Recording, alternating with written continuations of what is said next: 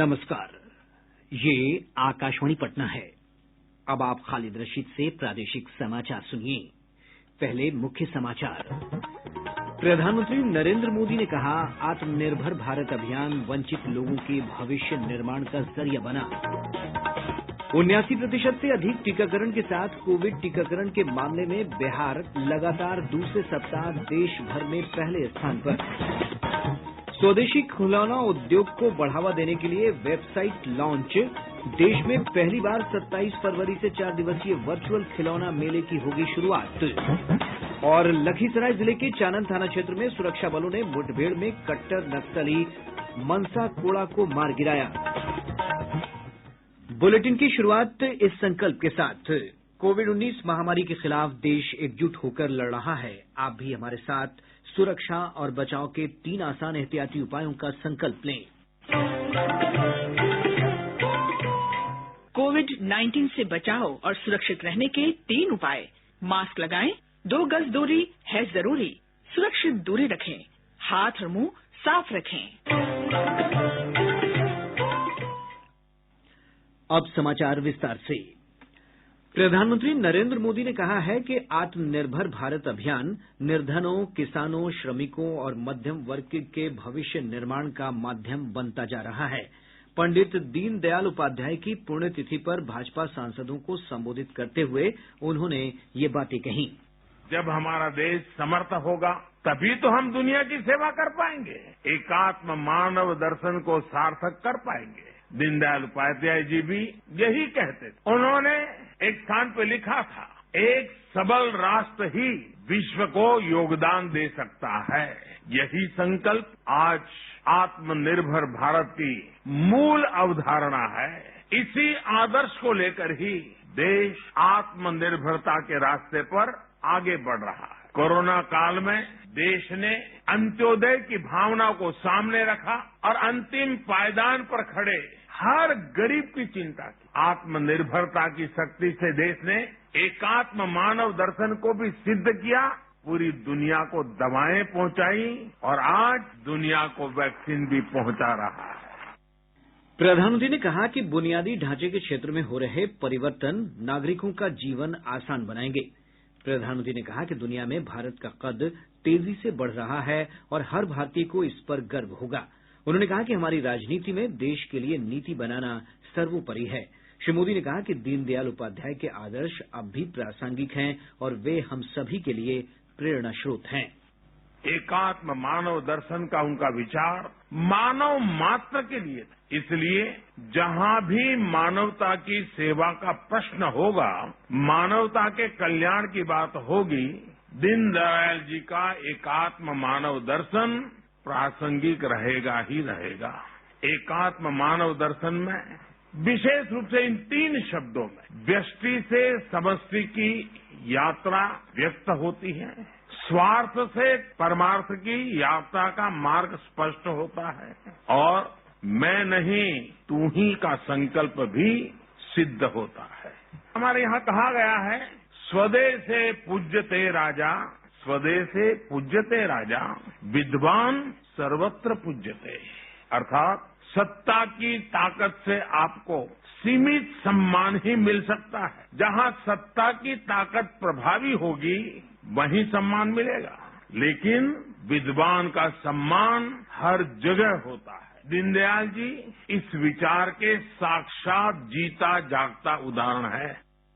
केंद्रीय इलेक्ट्रॉनिकी और सूचना प्रौद्योगिकी मंत्री रविशंकर प्रसाद ने कहा है कि उन सोशल मीडिया प्लेटफॉर्म के खिलाफ कड़ी कार्रवाई की जाएगी जो देश के कानून का उल्लंघन करते पाए जाएंगे अथवा फर्जी खबरें फैलाने और देश में हिंसा को उकसाने की कार्रवाई में लिप्त पाए जाएंगे।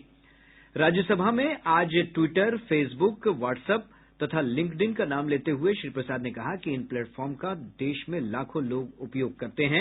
उन्होंने कहा कि इन प्लेटफॉर्म को भारतीय संविधान के प्रावधानों का उल्लंघन करने की अनुमति नहीं दी जाएगी। पुलिस को कार्रवाई करना पड़ता है तो कुछ माइक्रो ब्लॉगिंग कंपनियां उसके साथ खड़ी हो जाती हैं और जब यहाँ पर लाल किले पर हमला होता है, जो भारत की गरिमा का प्रतीक है, तो उसके विरोध में खड़ी हो जाती है। ये डबल स्टैंडर्ड नहीं चलेगा, ये सारी कंपनियां जान लें। हम भारत के संविधान में फ्रीडम ऑफ स्पीच है, लेकिन 19(2) में ये भी लिखा हुआ है, it is subject to reasonable restriction because of sovereignty integrity of India.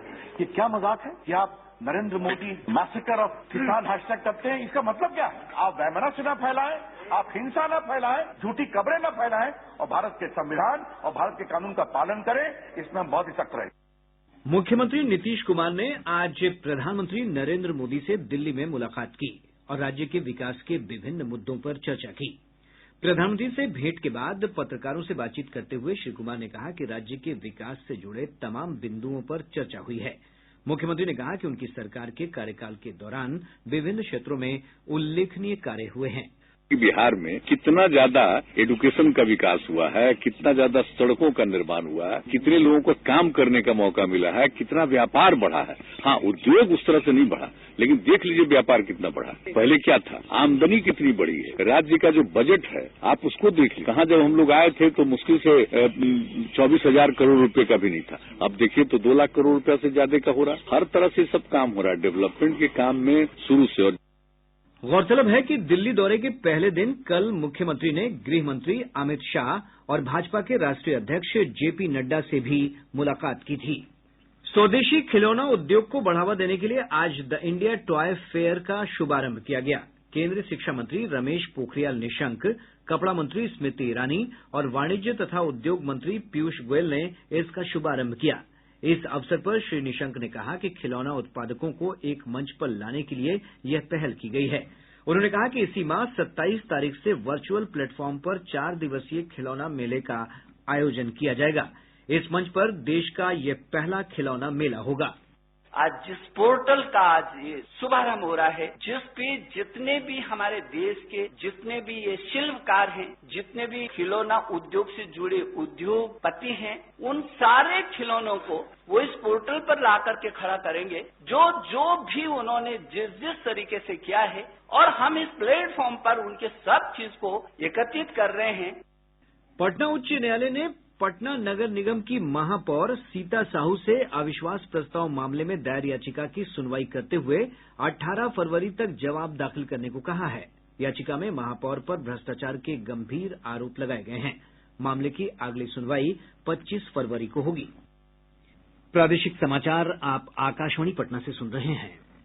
Lakhisarai जिले के चानन थाना क्षेत्र अंतर्गत धनबा गोपालपुर के पास पुलिस और नक्सलियों के बीच मुठभेड़ में एक नक्सली मारा गया। मारे गए नक्सली की पहचान जमुई जिले के बरहट का रहने वाला मनसा कोड़ा के रूप में हुई है। पुलिस अधीक्षक सुशील कुमार ने बताया कि मारे गए नक्सली के पास से इंसास राइफल बरामद किया गया है। जानकारी के अनुसार आसपास के जंगलों में भी सुरक्षा बलों का सर्च अभियान जारी है।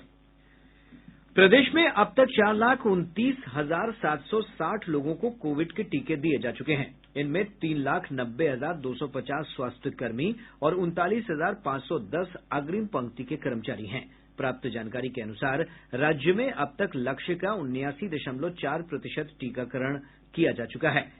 इसके साथ ही कोविड टीकाकरण के मामले में बिहार लगातार दूसरे सप्ताह देश भर में पहले स्थान पर पहुंच गया है। स्वास्थ्य विभाग से प्राप्त जानकारी के अनुसार किसी लाभार्थी के स्वास्थ्य पर टीके का गंभीर प्रतिकूल प्रभाव नहीं दिखा है। कटिहार में आज राजकीय रेल पुलिस से जुड़े कर्मियों का टीकाकरण किया गया। इसके अंतर्गत 700 पुलिस कर्मियों का टीकाकरण किया जाएगा। कटिहार रेल पुलिस अधीक्षक दिलीप कुमार मिश्रा ने भी कोविड का टीका लिया है। उन्होंने इसे पूरी तरह सुरक्षित बताते हुए लोगों से अपनी बारी आने पर टीके लेने की अपील की। ये आपके रक्षा के लिए है, ये आपके स्वास्थ्य के लिए है और आपके पूरे परिवार समाज सबके लिए है। आप इसे निश्चित रूप से इस टीका को लें। प्रदेश में कोविड-19 के सक्रिय मामले घटकर 756 रह गए हैं। स्वास्थ्य विभाग के अनुसार इस महामारी से स्वस्थ होने वालों की दर बढ़कर 99.13% हो गई है। अब तक इस महामारी से 2,59,000 से अधिक लोग ठीक हो चुके हैं। केंद्रीय माध्यमिक शिक्षा बोर्ड ने कोविड को देखते हुए 10वीं और 12वीं की बोर्ड परीक्षाओं के लिए दिशा निर्देश जारी किए हैं। सीबीएसई के परीक्षा नियंत्रक संयम भारद्वाज ने बताया कि परीक्षार्थियों के साथ साथ केंद्र पर मौजूद हर कर्मचारी के लिए मास्क पहनना अनिवार्य होगा। सभी परीक्षार्थी की थर्मल स्क्रीनिंग होगी। परीक्षा हॉल के अंदर बैठने में सुरक्षित दूरी के नियमों का पालन किया जाएगा। उन्होंने बताया कि परीक्षा केंद्र पर साबुन, सैनिटाइजर और पानी की पर्याप्त व्यवस्था रहेगी। श्री भारद्वाज ने कहा कि हर केंद्र पर एक आइसोलेशन कक्ष भी बनाया जाएगा, जिसमें उन छात्रों की परीक्षा ली जाएगी जिनके शरीर का तापमान मानक से अधिक होगा या उनमें सर्दी खांसी के लक्षण होंगे। शिक्षा मंत्री विजय कुमार चौधरी ने आज शिक्षा विभाग का कार्यभार ग्रहण कर लिया। पदभार ग्रहण करने के बाद श्री चौधरी ने संवाददाताओं से कहा कि शिक्षा की गुणवत्ता में सुधार उनकी प्राथमिकता होगी। श्री चौधरी ने कहा कि शिक्षक नियोजन प्रक्रिया में अच्छे शिक्षक आएं, उनका विभाग इसके लिए हर संभव उपाय करेगा। उस दिशा में भी प्रयास होंगे कि शिक्षक बहाली की प्रक्रिया ऐसी हो कि जिसमें योग्य शिक्षक आए, क्योंकि अगर योग्य शिक्षक आएंगे तो सिर्फ उसी से सारा माहौल बदल जाए। इधर पथ निर्माण मंत्री नितिन नवीन ने भी अपने विभाग का कार्यभार ग्रहण किया।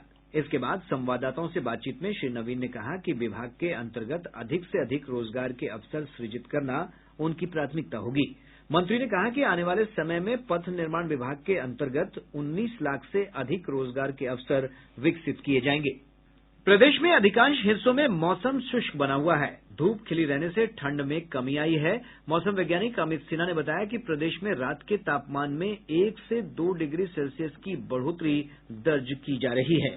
प्रदेश भर में दक्षिण पश्चिम एवं पश्चिम हवा का निरंतर प्रवेश जारी है एवं समुद्र तल से 1.5 किलोमीटर ऊपर बांग्लादेश एवं उसके आसपास एक चक्रवातीय परिसंचरण का क्षेत्र देखा जा रहा है। हालांकि हवा के उल्टे प्रवाह की वजह से उपर्युक्त परिसंचरण का प्रभाव बिहार या प्रदेश में नगण्य होगा। फलस्वरूप रात के तापमान में कोई खास परिवर्तन की संभावना नहीं है एवं राज्य के उत्तर पश्चिम भाग के 1 या 2 जगहों पर हल्के से मध्यम स्तर का कोहरा छाये रहने की संभावना है। अंतर्राष्ट्रीय स्तर पर उत्कृष्ट प्रदर्शन करने वाले राज्य के 11 खिलाड़ियों को राष्ट्रीय खेल सम्मान प्रदान किया गया। कला, संस्कृति और युवा विभाग के मंत्री आलोक रंजन और स्वास्थ्य मंत्री मंगल पांडेय ने आज पटना के पाटलिपुत्र खेल परिसर में आयोजित समारोह में चयनित खिलाड़ियों को सम्मान राशि और प्रशस्ति पत्र प्रदान किया। रग्बी खिलाड़ी स्वीटी कुमारी तथा श्वेता शाही और ताइक्वांडो खिलाड़ी रंजीत कुमार को 10-10 लाख रुपए की राशि सम्मान स्वरूप दी गयी। इसके अतिरिक्त 350 राष्ट्रीय स्तर के सामान्य और दिव्यांग खिलाड़ियों को भी सम्मानित किया गया। 4 प्रशिक्षकों भावेश कुमार, नीरज कुमार, मुकेश कुमार और संदीप कुमार को 1-1 लाख रुपए की सम्मान राशि दी गयी। मौनी अमावस्या के अवसर पर आज राज्य भर में श्रद्धालुओं ने गंगा, गंडक, कोसी, बागमती समेत विभिन्न नदियों में पवित्र स्नान किया। स्नान के बाद पूजा अर्चना कर लोगों ने गरीबों के बीच दान पुण्य किया। उप मुख्यमंत्री तारकिशोर प्रसाद ने आज रोहतास जिले के संझौली में राज्य स्तरीय महिला फुटबॉल प्रतियोगिता का उद्घाटन किया। समस्तीपुर रेल मंडल अंतर्गत दरभंगा से कोलकाता के बीच 14 फरवरी से एक जोड़ी स्पेशल ट्रेन का परिचालन किया जाएगा। ये ट्रेन दरभंगा से हर रविवार और बुधवार को दोपहर 3:47 पर कोलकाता के लिए खुलेगी। जमुई जिले में अपर जिला और सत्र न्यायाधीश की अदालत ने एक बोतल शराब के साथ गिरफ्तार किए गए एक व्यक्ति को दोषी करार देते हुए 5 साल जेल की सजा सुनाई है। और अब अंत में मुख्य समाचार एक बार फिर। प्रधानमंत्री नरेंद्र मोदी ने कहा, आत्मनिर्भर भारत अभियान वंचित लोगों के भविष्य निर्माण का जरिया बना। 79% से अधिक टीकाकरण के साथ कोविड टीकाकरण के मामले में बिहार लगातार दूसरे सप्ताह देश भर में पहले स्थान पर। स्वदेशी खिलौना उद्योग को बढ़ावा देने के लिए वेबसाइट लॉन्च। देश में पहली बार 27 फरवरी से 4 दिवसीय वर्चुअल खिलौना मेले की होगी शुरुआत। और लखीसराय जिले के चानन थाना क्षेत्र में सुरक्षा बलों ने मुठभेड़ में कट्टर नक्सली मनसा कोड़ा को मार गिराया। इसके साथ ही आकाशवाणी पटना से प्रसारित प्रादेशिक समाचार का ये अंक समाप्त हुआ। कोविड-19 से बचाव और सुरक्षित रहने के 3 उपाय। मास्क लगाएं, 2 गज दूरी है जरूरी, सुरक्षित दूरी रखें, हाथ और मुंह साफ रखें।